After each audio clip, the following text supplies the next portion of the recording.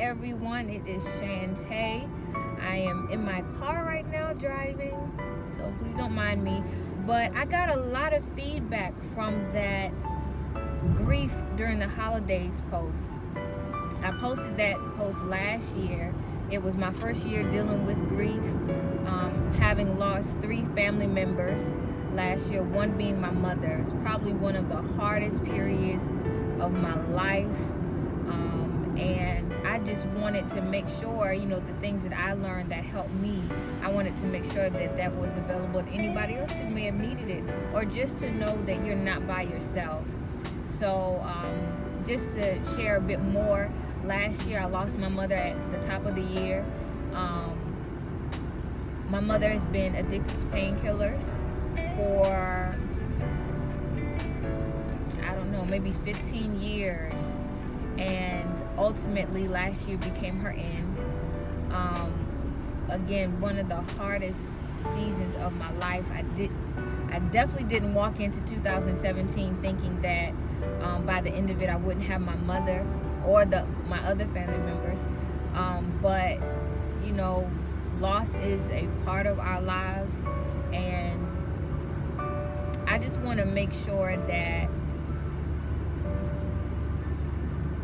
there's some, I don't know, I just want you to feel comfortable to have that discussion about grief. Grief is not a bad word. I want people to be able to talk about it and not feel out of place and not feel like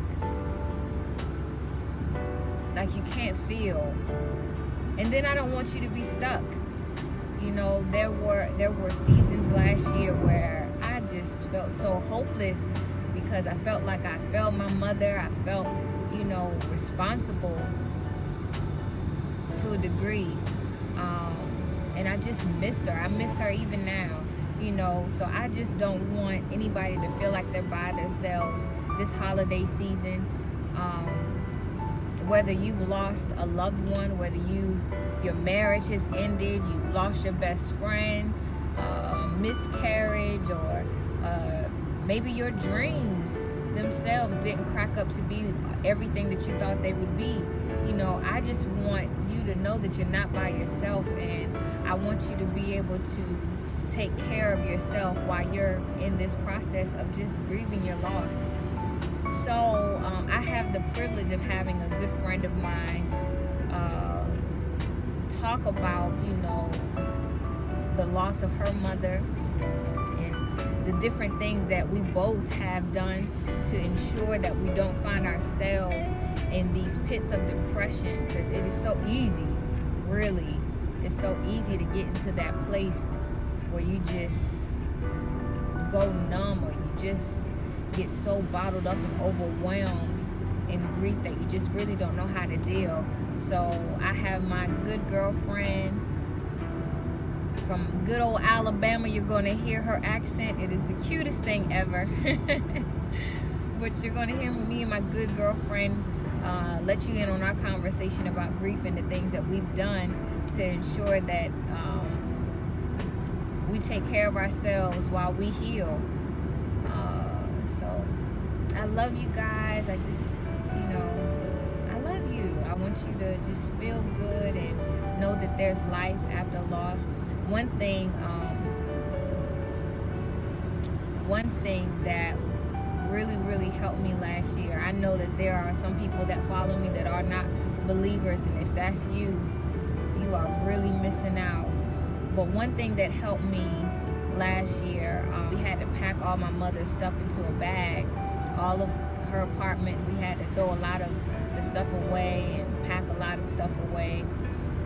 And one of the things that I grabbed just for myself is a sweater that she used to wear. I believe my mother, I don't ever remember my mother not having this sweater, so I kept it. But one night that was my less busy night, I'd had a very busy few months, and then this one night that wasn't so busy, I had some time to think, and I got a glimpse of that sweater, and I completely lost it. When I got a glimpse of that sweater, it was as though I had heard for the first time that my mother passed away. It was heart-wrenching. And I'm crying and I'm just pouring my heart out to God, and I'm saying, I'm telling God how I feel and just how I could get rid of this feeling and how bad I felt, how I felt like I failed my mother, and I just wanted her to be able to live her life to the fullest, and she wasn't able to do that. So I was just pouring my heart out to God, and I clearly heard Holy Spirit tell me to worship. And so I began to worship God, and I began to shift my focus from what I felt like I did wrong, and shift my focus from her passing to just worshiping God and thanking Him for who He is, and thanking Him for being a healer, and thanking Him for being the source of comfort and consolation like the Word says that He is. And as I began to worship, I began to feel strength and peace. And right when I began to feel that peace come up upon me, Holy Spirit began to say to me, now, this is what, you're only getting a glimpse of what your mother is feeling. Right now, your mother is feeling the full abundance and overflow of the peace and the strength and the joy and the love that you feel in this moment of communion with me. So she ain't thinking about her shoulda, coulda, woulda. She's not thinking about anything that happened or didn't happen. She is enjoying this other leg of life in my presence. That gave me a level of peace that nobody's she's in a good place, she's in a better place. None of that helped me. But when Holy Spirit told me that my mother was experiencing peace that her life had never experienced before, think about it. My mother had been medicating herself with painkillers for 15 years. And to know that she was experiencing peace that I'd always wished, more than what I could have wished or imagined for her, in that moment, I was good. That doesn't wipe out me missing her, and it doesn't wipe out me wishing that she was here, wishing that she was able to attend my wedding and hold my kids. But that doesn't negate those things. That doesn't negate me missing her. But what it does for me is it allows me to get a glimpse of knowing that she's okay. It allows me to know that my mother is okay. So again, me and my girlfriend, we got together and we had just a conversation. I would love for you just to be able to tune in to our conversation, and hopefully something that is said really blesses you, and something, if you ever have a question, if you ever want to talk it out, hit me up, DM me, email me. I just want you to be confident in knowing that you are not by yourself, and you have a group, a tribe of people that has experienced what you're experiencing, and you don't have to be alone. So I love you guys, and talk to you later. Thank you for coming on again for me. I just wanted to get you on to talk about grief during the holidays. So you've lost a loved one. So if you don't mind just sharing a little bit about what happened and who that loved one was and all that good stuff. I'm Torrie Chatman. I am from Wetumpka, Alabama, but I currently live in Birmingham, Alabama. I lost my mom in 2013 to a stroke. The situation surrounding it is I wasn't able to get in contact with her. So I live about an hour and a half away from home, and my sister lives fairly close to our hometown. So I sent her home to just make sure my mom was okay. I was on the telephone with her, and she walked in and she found her on the ground. She instantly knew that she was dead. But think she had been dead at least a week. Could have been more, but it was at least a week that she had been deceased. So how has the holiday season, like what was your first holiday like after that? Well, we like buried her 2 days before Thanksgiving. So we were still in shock. So, it was kind of like floating through the first holiday season. The second one hit us, me and my sister, fairly hard. Holidays are hard. Thanksgiving was her favorite holiday. I don't put up a Christmas tree. The holidays just don't feel the same without her. So, unless there's some outside source telling me to put up a tree, I'm not doing it. So, and I hope that that gets better as time goes on. My goal is just really to get through. Like November 1st hits, and my goal is to get through to January 1st without getting in the sunken place. Just get there. What's the sunken place? Oh, it's a place of grief where that is so low that if I cross over into it, I will be in depression for months. And just, first of all, it's just not a good place to be. But I have too much on my plate to get there. And I can feel myself getting there. Hives. I break out in hives when my nerves get really bad. So if I start itching, I know that I'm that close to the threshold of just falling into the state of nothingness. And so my goal is to not get in the sunken place. It's just a really hard place to climb out of. Mm-hmm. Yeah.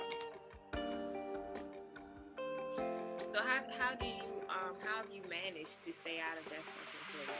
Because we talked before, and I can attest, once you start in that grieving process and you get to that point, where your mind starts to wander about how much you miss somebody or how much you just, I don't know, the different things about them that you just miss, you just kind of tumble over into a place that get real dark real fast.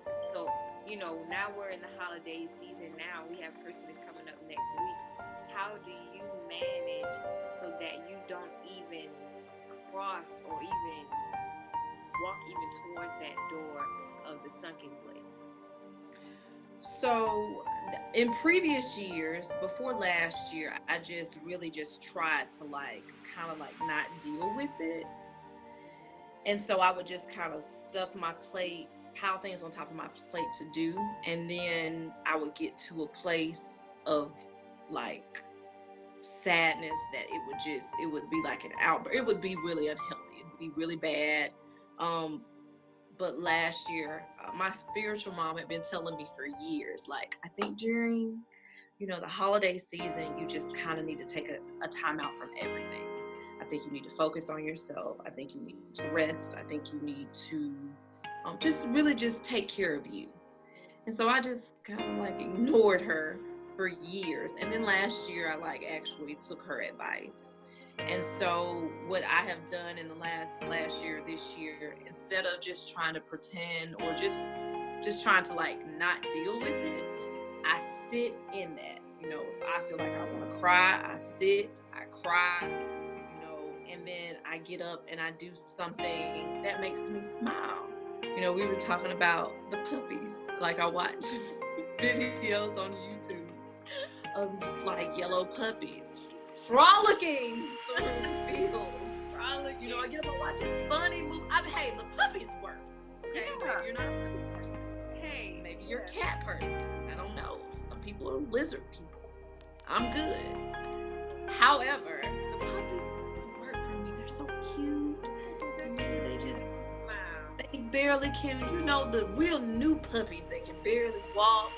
Just kind of tumbling. Oh, it's so cute. So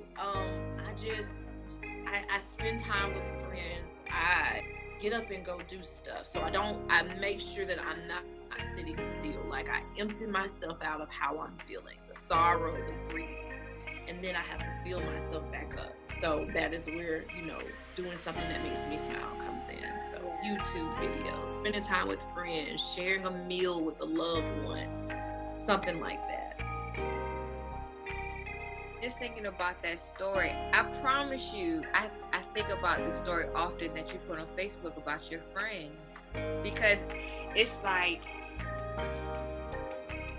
we mentioned before, you may not always know what to say, but people's presence, just having them there, it makes the world of difference. So talk to me about your friends. I cried about that again today, and I don't know what made me think about it. I don't know what made me think about it, but I just sat at my desk and had me a good old lunchtime cry. But it had to have been maybe two days before Thanksgiving. We buried her. So I think I came back to Birmingham maybe 3 days later, and maybe like that Tuesday or something. One of my friends told me, she was like, "Hey, you're looking a little thin." And so I told her, I said, "Listen, like, I just don't have the capacity to get up and cook. If it's in front of me, I'll eat it, but like cooking or like getting up to go get something, like I can't do it." So she took me to Publix and let me pick out whatever I wanted to eat. And I know she really didn't have money to like do that, but she was just like, "Pick out what you want." And so I'm like, "I want this, I want this, I want this." And so I picked out the food, she paid for it, went back to my place, and she cooked for like 3 hours. Like cooked, put it in Tupperware, it was all nice and neat. So she cooked, I don't know, I think it was about 5 days worth of food. Wow. And when she started cooking, some of my friends showed up. Maybe I think it was about three to four of them showed up. And it was so crazy because I didn't articulate to them that I needed them, but they just came. Yeah. And so, I wasn't really sleeping very well. So we were sitting there, we were on the couch in the love seat, and we're talking, and I was in and out of sleep, like just with the comfort of them being there, their presence, it made it okay for me to kind of get some rest. So in the moments where I would kind of wake up, they didn't make me feel bad about being a bad host. But, I would wake up and join the conversation when I was awake. And then, if I dozed off, But they sat there and they were just there. Like their presence made a world of a difference. So Facebook memories, they show you, what you said on this day, or what happened on this day. And I put a status up like the next day of them coming over, of that friend cooking, and those sitting in the living room with me while she's cooking. And when I tell you I cried so hard. I cried when I saw the memory. I reposted the memory.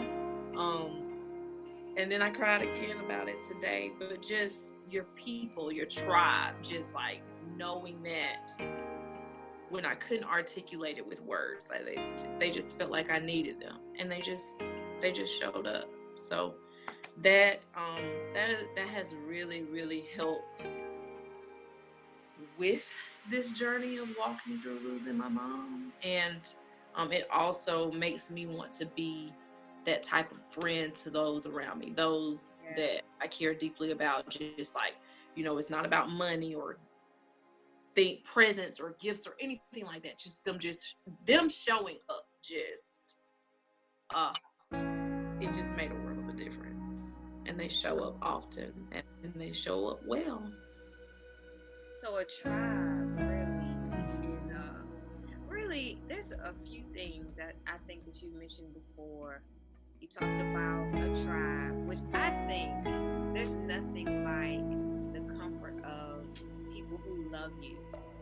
And just, it's like when somebody passes, or when you're going through any type of challenge, you kind of are vulnerable. You're all out there, you know, susceptible really to any type of thinking, any type of negative thinking. You could really go down fast. So managing your surroundings and having people around you that can help you even when you feel a bit weak, or just be, you know, a bit of strength, a bit of joy, a bit of love for you, a bit of peace of mind for you, I think is just invaluable.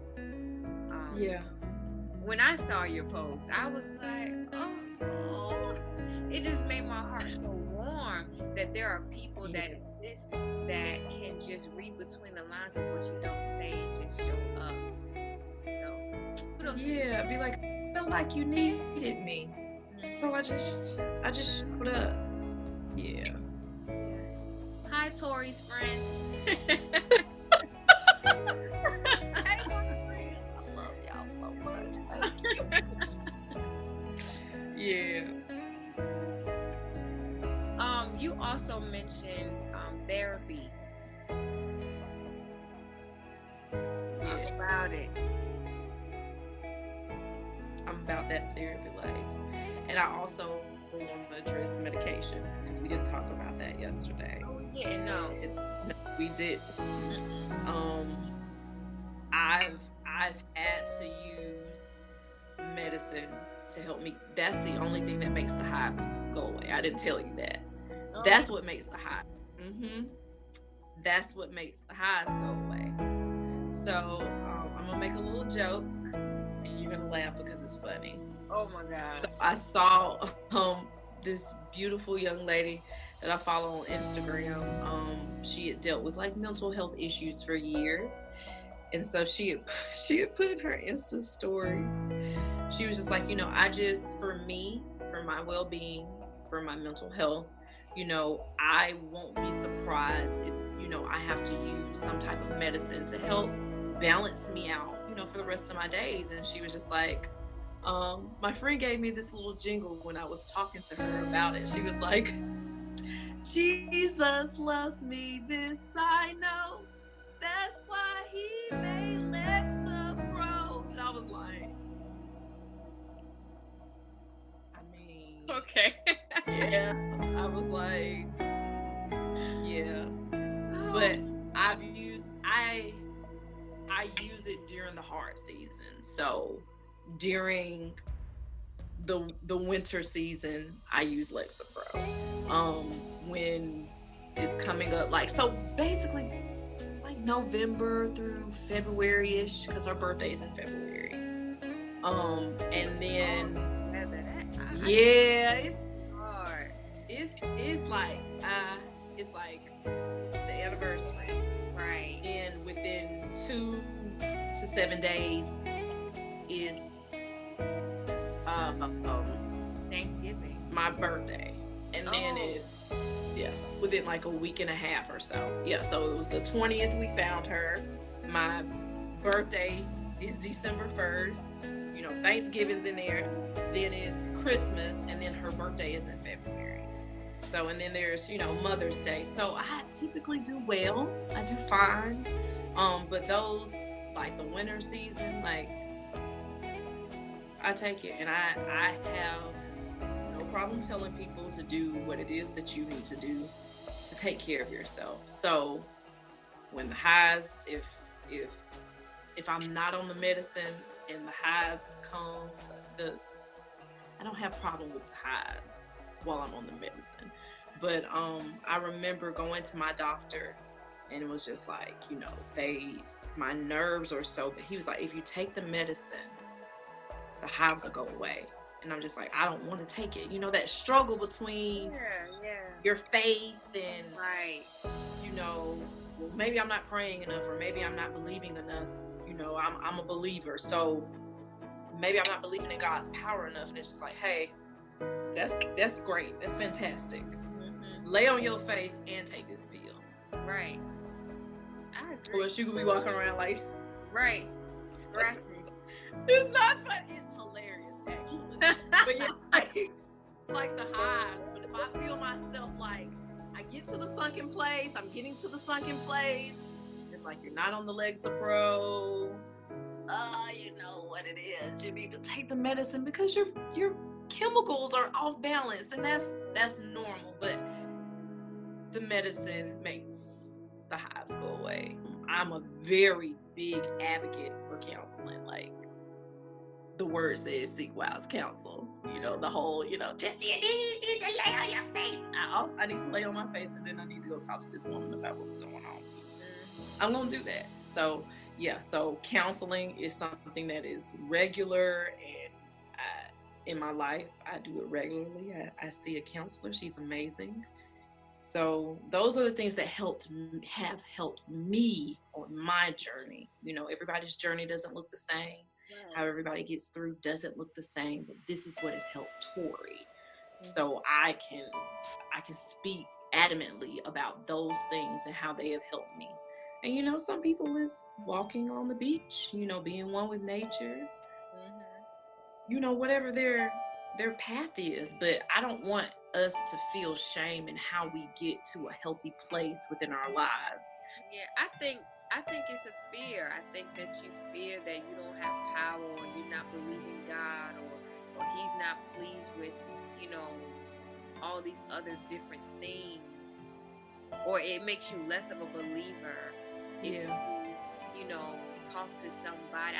Even the wise counsel, when you talk about wise counsel, I really think people just assume that that's their pastor or some leader, when wise counsel is the chick that has been studying this thing that's wrong with me for years.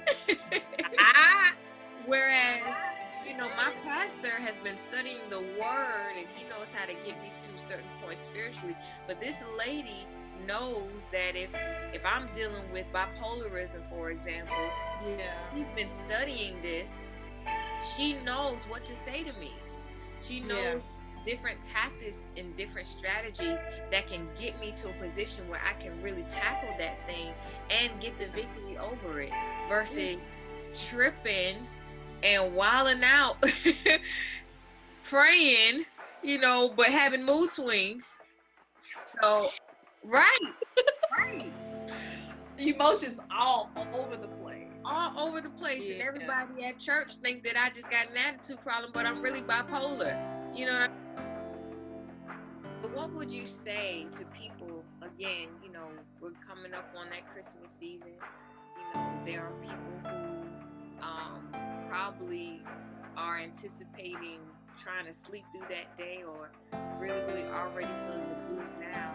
What advice would you give them that would, bring a bit of ease to that day for them? Be kind to yourself. And each year is not the same. I thought, I just kind of thought it would just get worse and worse and worse as the years went on. And some years it is like a ton of bricks hit me. But there are some years that it's not like that. Like Thanksgiving this year, like I got through November 20th and I was just like, I can't wait to see my cousins, because they're going to do something really funny or really stupid, and I'm going to get to laugh. I was just really looking forward to being with my family. At that point, I was just at a point like I can count this as a blessing that although she's not here, I have them. They love me. They're here for me. Like I was just so looking forward to spending time with my family, and they did not disappoint. My sister did not disappoint. She never disappoints. I think it's important for you, to kind of create tradition yourself. Me and my sister, well, this year she has to work, but we typically do like pajamas and watch movies and roast each other. Like, I love her so much. But if you feel it, don't try to like not feel it. Like sit in it, cry, feel it. It's real, and it does not make you weak.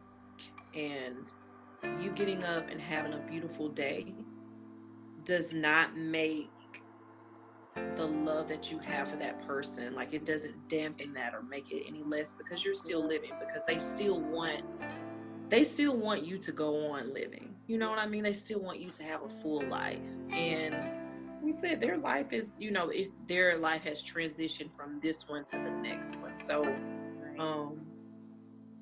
when you were talking about how the peace that God had given you in that moment when you were grieving, how God explained to you what kind of peace your mom was having in his arms. So yeah, their life be kind.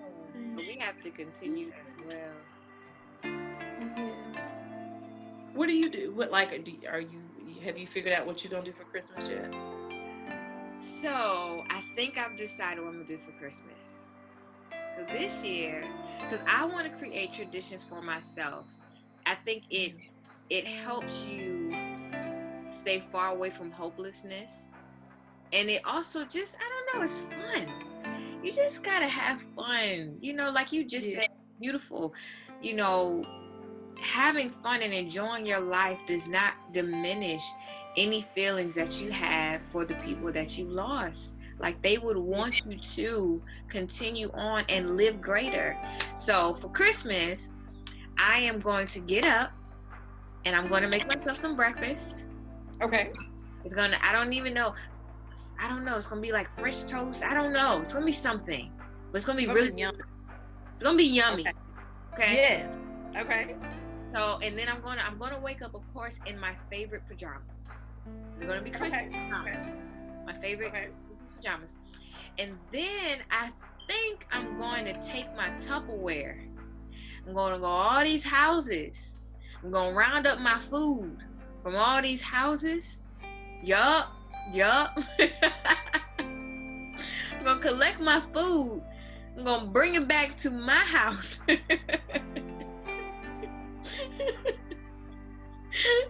And I'm gonna eat. But no, I really intend to I'm really gonna have breakfast in my favorite pajamas. But I think I'm going to just make my rounds and just enjoy people for the day. Okay. Just see how just enjoy people and celebrate with people. And then I'm going to go back home and just relax and watch movies, because I'm a big movie buff. That's something that even me and my mother shared. We just love movies. So I'm just going to I'm going to relax. If I do have a moment in the day, which I don't anticipate, but it may happen, I'm just going to let it ride. But I plan to thoroughly enjoy my Christmas. And then hopefully the traditions that I create by myself, I'll be able to really continue to create with my future family. So that's my plan. Bye, girl.